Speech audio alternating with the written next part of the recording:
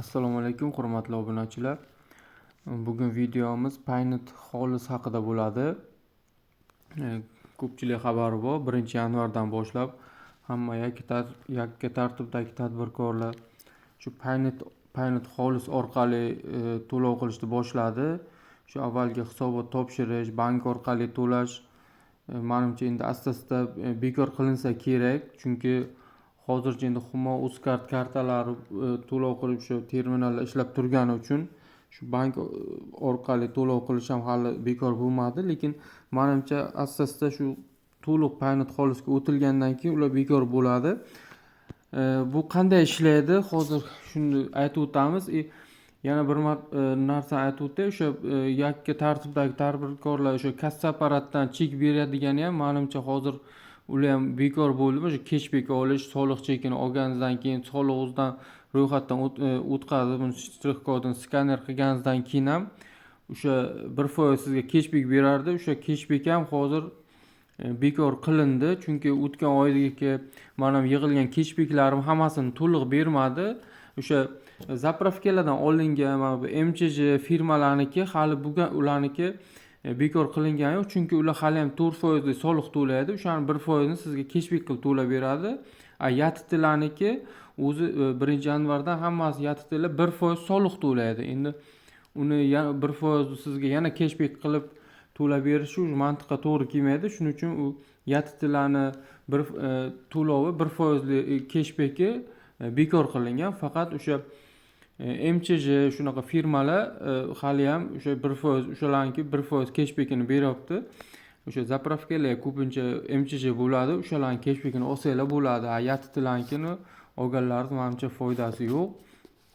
O'sha soliqqa yig'ilib ko'rsatadi, mana yig'ilyapti deydi, lekin oyda oxiri tasdiqlashga kelganda o'sha 1% li YTTlarnikini hech qaysini tasdiqdan o'tkazmayapti, faqat ko'rinib turadi shuncha pulingiz yig'ildi deb, lekin plastikingizga pul tushmaydi hammasi.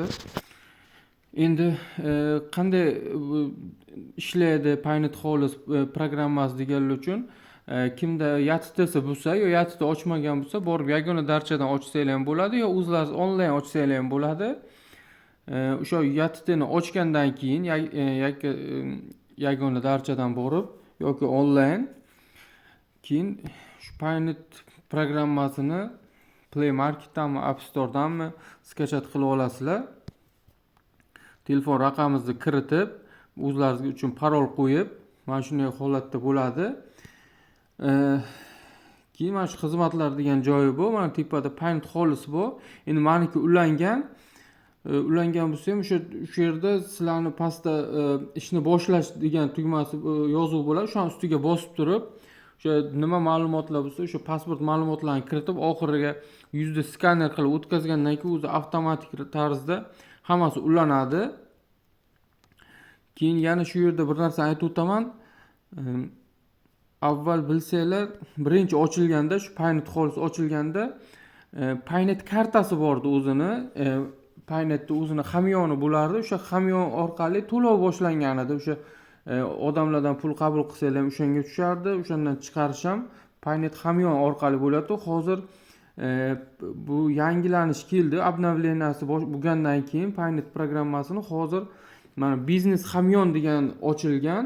O'sha ko'pchilik hozir o'sha mana shu manaki ko'rdinglar, Paynet karta yozilgan, mana ikkita turibdi karta. Pastida bunisida biznes hamyon turibdi.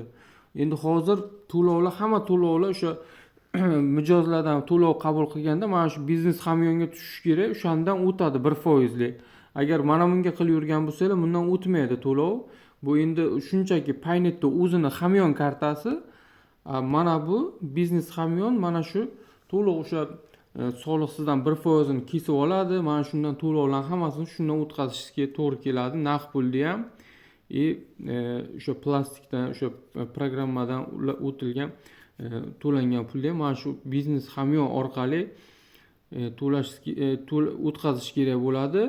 Ko'pchilik mana birinchi boshlanganda tadbirkorlar mana shuni shtrix kodini chiqarib qo'yishdi. Hozir ko'pchilik kelyapti, o'sha o'tmayapti to'lovimiz, nimaga bunday deyapti. O'sha sababi shu. Mana bu Paynet kartaniki bekor qilindi. Hamma endi boshqatdan mana shu biznes hamyonni mana QR kodi bor. O'shani chiqarib olsanglar, pastida ism familiyalari ham yozilgan bo'ladi. Mana shu orqali to'lov qilsanglar bo'ladi. Keyin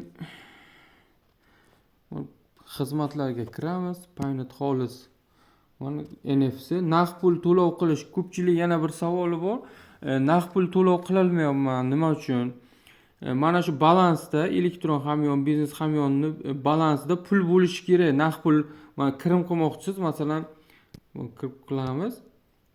10 ming so'm naqd pul savdo qildingiz. Mana 100 so'm sizdan 1% birdan yechib olinadi.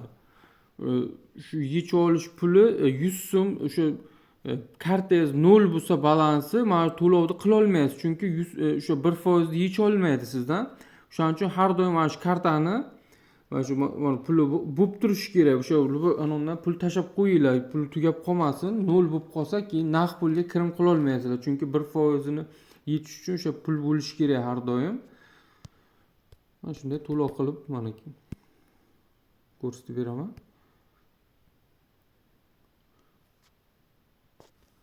Bo'ldi, mana chekni yuklab olish. Xohlasanglar chekni mijoz so'rasa, o'sha xohlagan o'z uchun yuklab olsangiz ham bo'ladi. Agar mijoz menga chekni taylab bering desa, SMS orqali yuborishda ustiga bosib turib, o'sha mijozni telefon raqamini kiritsanglar, o'sha mijozga o'sha cheki boradi. O'sha to'lov qilingan haqida chek kerak bo'lsa, mijozga o'shani taylab bersanglar bo'ladi chekini. O'zlari uchun bo'lsa, o'zlari uchun yuklab olaverasizlar. Mana qarang.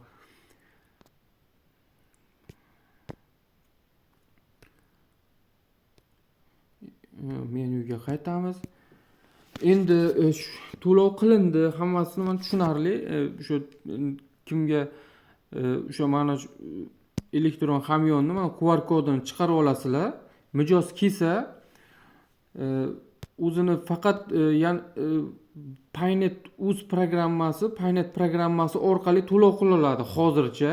Boshqa Payme, Klik orqali to'lov qilib bo'lmaydi. Faqat shu programmani o'zini mana bu yerda mana tepasida ko'rib turibsizlar. Mana shu bosasizlar. Skaner qilishdi mana. Shu yerda bo'nagi shtrix kod bo'ladi. Shtrix kodni klient o'sha sotuvchini shtrix kodini shunday ko'rsatsa bo'ldi, shuni oladi. Pastda hamma ma'lumotlar chiqib keladi. O'sha ism familiyasi yozilgan bo'ladi. O'sha orqali to'lov qilaveradi. Mana shu elektron hamyonga pul tushadi. O'sha nech pul to'lov qilsa va 1% ni birdan kesib oladi shundan, o'sha soliq sifatida. Hech qanaqa keyin qulaylik shu, o'sha borib oldingidek hisobot topshirib, keyin bankdan bonagi оборотlarni tekshirtirib, shu taylatib, unaqa ovoragarchilik bo'lmaydi. Qulay tarafi shu. Endi shu yig'ilgan pulni endi qanday qilib yechib olaman deganlar uchun oldin birinchi ochilganda, shu yanvarda ochilganda mana pastda hozir ko'rsatib o'taman. Mana pastda o'sha Paynetni o'zini hamyonida pul tushum bo'lardi, shuni o'zidan yechib olaverardingiz. Keyin xohlagan plastikingizga ham chiqarsangiz bo'lardi. 0.9% oladi hozir ham. 0.9% sizga tushgan puldan 1% soliq kesib oladi. O'sha kirim bo'lgan puldan birdaniga kesib oladi. Siz boshqa o'sha yig'ilgan pulni, plastikka yig'ilgan pulni biror joyga chiqarmoqchi bo'lsangiz, u Paynetda o'zini xizmati bo'ladi. 0.9% oladi. Qayerga chiqarishingizdan tashqari, o'sha boshqa plastikka chiqarsangiz. Agar bironta gaz, svet yo bunaqa telefon raqamli to'lov qilsanglar, unga foiz olmaydi. Faqat boshqa plastikka chiqarmoqchi bo'lsanglar, 0.9% xizmat haqqi oladi. Endi qaranglar, o'sha biznes hamyonga pul yig'ildi. Undan hozir to'g'ridan-to'g'ri siz yecha olmaysiz pulni. Boshqa plastikka taylab bo'lmaydi. Shuning uchun birinchi mana bu Paynetda o'zini karta hamyoniga taylab olishlaringiz kerak. Xizmatlarga kiramiz. Paynet xolisga kirib, mana shu biznes hamyoniga bosamiz. Mana shu yerda mana plastikingizga o'sha biznes hamyonga yig'ilgan pullar biror joyga chiqarishdan avval o'sha Paynetni o'zini hamyoniga o'tkazib olish kerak. Mana yana qaytarib ko'rsataman. Masalan, o'sha Paynet xolisga kiramiz, elektron hamyon turibdi, ustiga bosamiz, mana tepada o'tkazish tugmasi bor, uni bosib turib, Kartangiz yoki boshqa biznes hamyonga o'tkazish ustiga bosamiz va kartalarimga kiramiz. Mana o'sha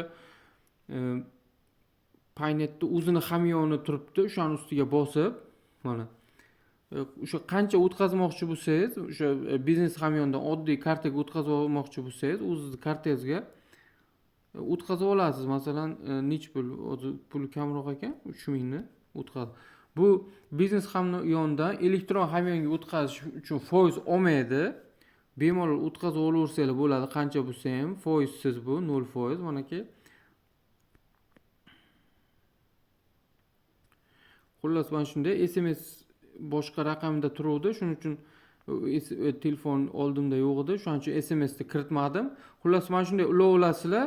Keyin o'sha tushgan pulni mana bu yerda ko'rinadi. Mana bu tarafda o'sha karta orqali mana shu kartaga tushgandan keyin xohlagan joylaringizga chiqarib olaverasizlar bu pulni. O'sha lekin 0.9% oladi bundan. Hozir ko'rsatib beraman mana bu.